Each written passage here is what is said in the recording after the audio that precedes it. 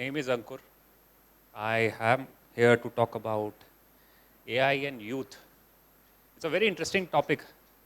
When the organizers reached out to me to talk about AI and youth, I said I would love to speak about this subject. You know why? Because I'm a faculty member and I'm teaching a few courses in marketing, entrepreneurship at a couple of leading institutions in the country. And I'm seeing the impact of AI in my classroom. Do you think AI is going to change the way classroom operate? Yes? Are you using ChatGPT by any chance? Yes or no? Absolutely. If you are not using ChatGPT, so I don't think there is anyone that does not know ChatGPT. So we are living in the AI era. We have been hearing some very distinguished speakers since morning talking about AI, how we should be using our Vivek, how we should be not outsourcing our most important part of our body, which is brain, to AI. So let's first get a sense of the room. What is this AI revolution that we are living in? This is a quick quiz. When I go to schools, I generally give out, goodies for people who give me the correct answers. But time to reach 50 million users. These are the 4 technologies: airplanes, internet, Facebook, and Gen AI. Airplanes revolutionize the way we travel in the world. How many years do you think it took for airplanes to have 50 million customers or 50 million users? Any guesses? 10 years? 15? Too low. Too low, too low, too low. Thoda bada karo, bada karo. 50? 50. 70? 70 is the closest. Chalo dekh lete hain. 68 years. It took 68 years for airplanes to get 50 million users. Internet? 15 years? एक साल तो नहीं. 25 years? Ronak sir is saying 25 years. चलो देखते हैं किसका answer सही आया. 7 years. Just 7 years, internet has 50 million users. अब आता है Facebook. 3 years. So, airplanes, internet, Facebook. 68 years, 7 years, 3 years. How much time do you think Gen AI took? 1 year, 6 months, 5 weeks. 5 weeks. And you can Google this. 5 weeks के अंदर Gen AI, ChatGPT was being used by 50 million users. Now, understand the enormity of this situation. The technology, which in 5 weeks is being used by 50 million users, and this data is a little old. I'm sure this number is now way higher in just 5 weeks. So this is going to change the way we think about life altogether. It's not a usual technology transformation or change happening, right? Do we agree or not? Yes. So January of 2025, I'm a PhD research scholar.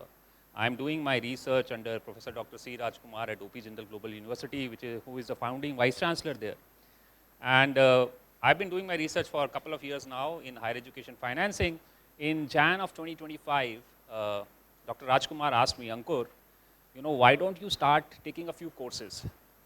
As you would have seen my introduction, I don't know if they mentioned it, I have been working in higher education for last 20 years, traveled to 40 plus countries, 1,000 plus institutions, seen schools and universities across Middle East, Africa, the developed world, Southeast Asia, a lot of the places that I've been to. And he said, you have so much experience, we will appoint you as professor of practice. Professor of practice are people like me that do not have a PhD. They are pursuing their PhD or they come from the industry, but they are asked now, as per the new NEP 2020, we can be asked to come and teach. So universities can appoint us and we can come and interact with young minds like you. So here I was, and I had never entered a classroom. I had always been in sessions like these for 30 minutes, 40 minutes, 1 hour max, and then out. But then I had a whole semester to plan. And I was living in this generation where we had Gen AI being used by 50 million people in 5 weeks. And I thought, all of you young, smart people are using Gen AI. I need to learn to use Gen AI in my classroom. So I'm a big book reader. I love reading. So I started reading as much as I could about Gen AI in classroom. And I found these two books, very, very interesting books by Sal Khan. There is a brilliant website called the Khan Academy. Anybody has heard of this? Khan Academy, I'm sure you have used it. He is a inspirational guy. I mean, a person that has revolutionized the way education work and has actually made education accessible around the world. So I thought he's the guy that I should turn to understand how should I, as a teacher, use AI in my classroom. And this guy has written two fantastic books, The One World Schoolhouse, Brave New World, How AI Will Revolutionize Education. I really made them my Gita or Bible for my teaching. And in these books, I came across this personality. He was a very, very famous faculty researcher called Dr. Benjamin Bloom.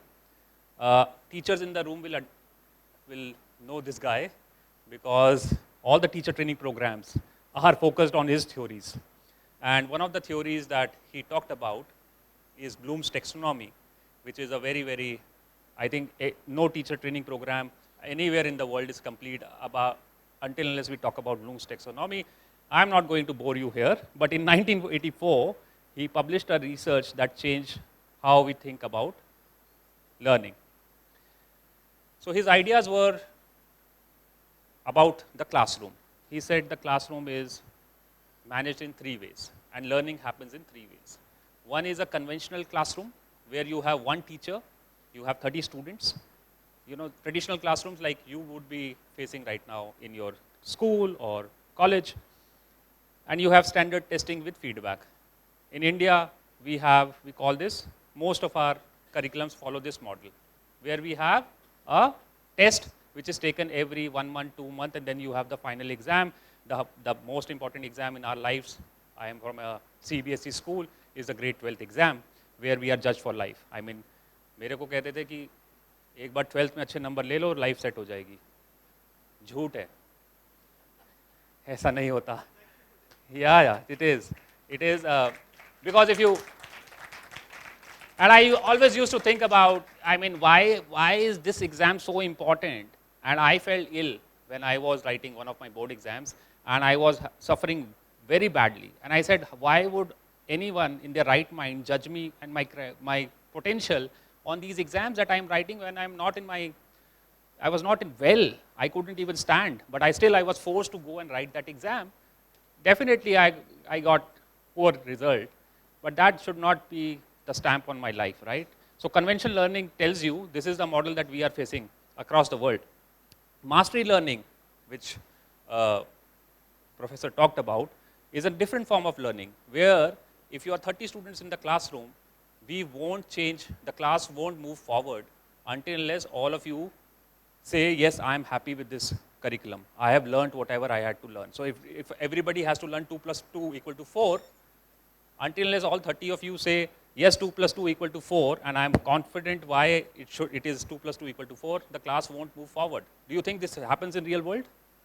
No, it does not, because you have a timeline, you have academic calendar, teacher has to finish the syllabus, it has to happen, and maybe 10 of you get it, 30 of you don't get it, too bad, we move forward. That's the conventional model. Mastery model will say, hey, hold on, my 30 students are still not confident about 2 plus 2 equal to 4, let me spend some more time with them, even if it means that I have to spend maybe some more time or extend the academic calendar. That won't happen because we're living in this kind of a world where we don't incentivize learning, we incentivize calendar learning, that we have to finish this by this stage. And the loss is for our students. And the final model, the tutorial model, where Professor Bloom said, you should be having, and this is what is happening in India with the coaching industry, by the way, which is a multi-billion-dollar industry. Why do you think all of you are going to coaching? Because you feel that there you will have tutorial, one-to-one learning, one teacher, one student. Does that happen in coaching right now? No, right? Yeah, let's have a confident yes or no here, right? Nothing. When I was in my 10th, This is a story I want to share. I failed in my pre-board of math exam. And my teacher called me and he said, this guy is going to fail. He is the first guy in the school that is going to fail the boards. You know what happened? This was December of 2020. This was December of 1998. I was the most ashamed person in the class. The teacher called my dad. He said, he's a loser. Take him away. In Jan of 1999, I got a blessing. I got a teacher. She used to live right next to me.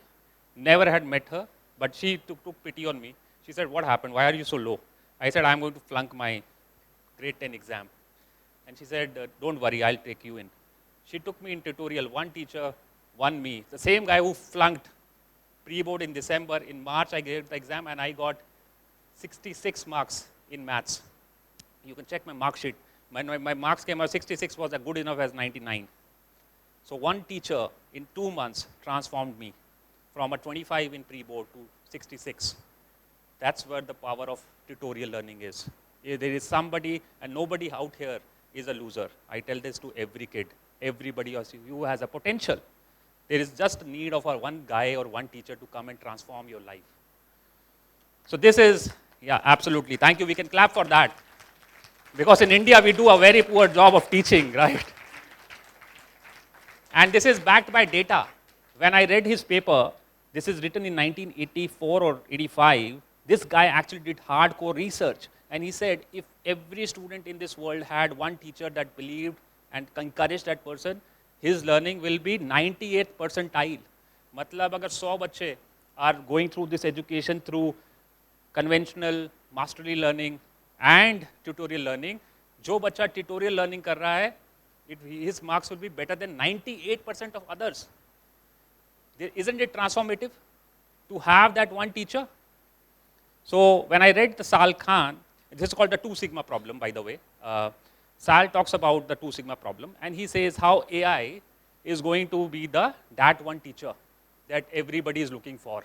But due to economies of scale, due to the calendar, we are not able to find that one teacher for every one of you. And we are forcing you to the factory model of just go through the classroom, go through the circle, get a certificate. At the end of this tunnel, maybe find something out of yourself. And Sal says that 2 sigma problem is going to be solved. AI is going to be that one teacher. Do you agree? Can AI be that teacher? Yes? We'll come to that. When did learning stop? So again, a very, very famous personality from US, Mackenzie Price. She is the co-founder of Alpha Schools in US. Alpha Schools are AI-run schools. So she says that my schools, we don't have teachers. We have facilitators. The teacher is the AI. And it's a very interesting model of schools, Alpha Schools. You should find this out. And the same problem has been identified. You know, education system is built for factories, not future. One size fit for all. Education does not work for all. Students excel at tests but struggle with real life problems. You know, mental health, a lot of things that are written here. I'm not going to take you through all of them, but basically that's the premise of AI in education. That 2 sigma problem will be solved by AI in education. And here I was, confident. I have read Sal Khan, I have read Benjamin Bloom, I have read 10 papers, I have read Mackenzie Price, and I am going to my classroom in university, and I'm like, I'm ready. Let's bring on the AI revolution. And then I entered my classroom. These are my students. I love them. They are not all of them, but this is from my first class. And I'm a passionate teacher. And I said, you know, I'm going to, because my own experience, my lived experience is that one teacher changed my life. And I said, I am going to change everybody's life here, some way or other. So when I found the Gen Z in the classroom, it was pretty interesting. And it was not, as you can imagine, it was not what I had imagined. Gen Z that is living today is struggling, to be honest. Very limited attention spans, right? Do you feel that you have limited attention span? Have you been able to listen to me for last 10 minutes? I'm sure many of you have looked at your mobiles, you have dozed off. It is hard for me at 43 years to have my attention span. I can't expect the least from you, right? I have this problem. I have a limited attention span. And my students needed to be pushed towards reading and writing. A lot of the time when I used to say that, you know, please read this assignment, please write this. Reading, they would be very difficult. Writing, and if I give them take-home assignment, they were very happy. Sir, give us take-home assignment. I said, okay, wonderful students, they are very happy. they were homework दे रहे हैं, and they used to come back, submit those assignments, and most of them will sound very, very smart. And I'm like, class में तो नहीं बोलता है इतना. The language, the English, the concepts that were being talked about in those assignments, I understood these are from ChatGPT, no rocket science for that. So I did one thing. I said, why don't you start explaining this? Please present this. Whatever you have written, please present. You know what would happen? Guess any percentage of students that were able to present what they had submitted? Less than 10%. So what was happening in the classroom? AI had made it so easy for students to copy or find information that they had no incentive to even struggle. Another challenge that I found was interpersonal skills. When I asked 4 students to work together, bhul jaiye. I won't work with this person. I won't work with this person. Sir, this person is not, she is not my friend. Or he teases me. I'm like, you are in the same class for the whole semester. Leave alone working with others. They would sit at the same seat at the same time together with the same friend. I am not comfortable sitting with another person. This is my experience. So what is AI? So they are all living in their virtual world. The most interesting thing about them was that I have 10,000 plus followers on my LinkedIn. Sir के 10,000 followers हैं, बहुत बढ़िया आदमी. So this was the classroom. So this led me to another book. This is a very famous book. And this guy is this guy should be read about. Neil Postman wrote a book in 1985 in US where he is talking about amusing ourselves to death. Amusing ourselves to death. हम अपने आप को मस्त करके अपनी मौत की तरफ बढ़ रहे हैं. The concepts he writes about in this book is from the time the television started appearing in 1985 in US. AI नहीं आया है. ये बात कर रहे हैं amusing ourselves to death when TV came to the fore. And he said how TV has led to limited attention span. And he talks about how advertisements on television, which were about 45 seconds, he said, आजकल तो सब कुछ, in US in 1985, people wanted in less than 1 minute. And he says, we will lose our freedom not because हमें कुछ बड़ी power आके हमारे को block कर देगी, books ban हो जाएंगी, या whatever knowledge will be banned, it is because we will be so engrossed in amusing ourselves with entertainment. चाहे कितने chat GPT, कितने bots आ जाएं, अगर जिस दिन आपने वो मेहनत करनी छोड़ दी, this world will be a very, very, very different place. Thank you so much for your time and attention.